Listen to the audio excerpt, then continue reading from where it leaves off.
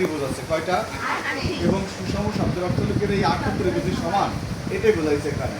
তাহলে এখানে এই ত্রিভুজের ক্ষেত্রফল বের করতে পারলে যদি আমরা ক্ষেত্রফলটাকে 8 দিয়ে গুণ করি, কত দিয়ে, 8 দিয়ে গুণ করি, তাহলে করে টোটাল ক্ষেত্রফল পেয়ে যাবে। তাহলে উদ্দেশ্য বোঝা গেছে? এই বুঝেছো সবাই? তাহলে একটি ত্রিভুজের ক্ষেত্রফল আগে বের করবো, সেই ত্রিভুজটাকে 8 দিয়ে গুণ করবো, কত দিয়ে, 8 দিয়ে।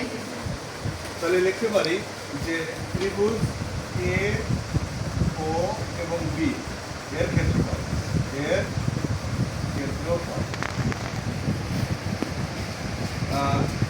হাফ ইন্টু, এখানে এর মান আর বির মান দুটো মানের সমান, এখানে এ ইন্টু এ লিখবো, কি লিখবো, এ ইন্টু এ, ঠিক আছে, এ বি, বির মানও এ, ঠিক আছে, into sine theta, half into এর মানটা কত 1.5 ইন্টু হচ্ছে 1.5, ঠিক আছে, ইন্টু হলো কি সাইন থিটা। এবার দেখো 1.5 এর সাথে 1.5 গুণ করে 2 দিয়ে ভাগ দাও, কথায় যাদের কাছে ক্যালকুলেটর আছে চালু করে করে ফেলবো। হ্যাঁ,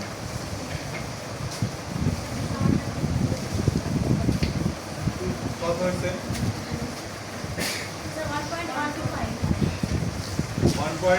1.5 ইন্টু 1.5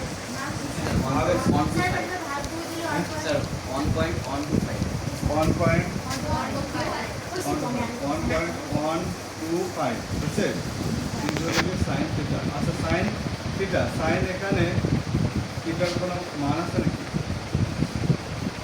মান আছে, সাইন এটা মানটা বের করে নিতে হবে, সাইনের মানটা থিটার মানটা বের করে নিতে হবে। থিটা হলো গিয়ে এটা এই কোণে কতটুকু আছে সেটা বের করবে, যে কোণ এ ও বি, ক্যালকুলেট দেখো এ ও বি কোণের মান কত আছে, এ ও বি ইকুয়াল টু থিটা, কিন্তু ঠিক আছে, এই মানটা হবে এ ও বি কোণের মান হবে, আর টোটাল মিলেলে কত হবে 360 ডিগ্রি, সম্পূর্ণ ঘুরাইলে হয় 360 ডিগ্রি, কিন্তু এটা 8 ভাগের 1 ভাগ আছে, কয় ভাগের, এই জন্য 8 দিয়ে ভাগ করো, কত দিয়ে, 8 দিয়ে ভাগ করলে হয় 45 ডিগ্রি।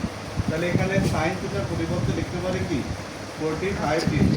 এবার 1.125 ইন্টু সাইন 45 ডিগ্রি মান হচ্ছে 1/√2, এটুকু ক্যালকুলেশন করো, কত হয় একবারে,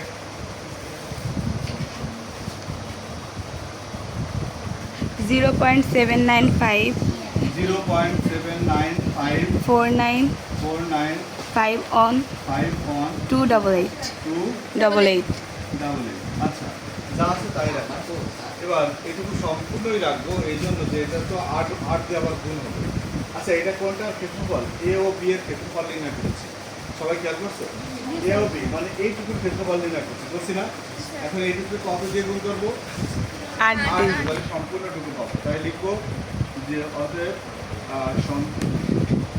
অষ্টভুজের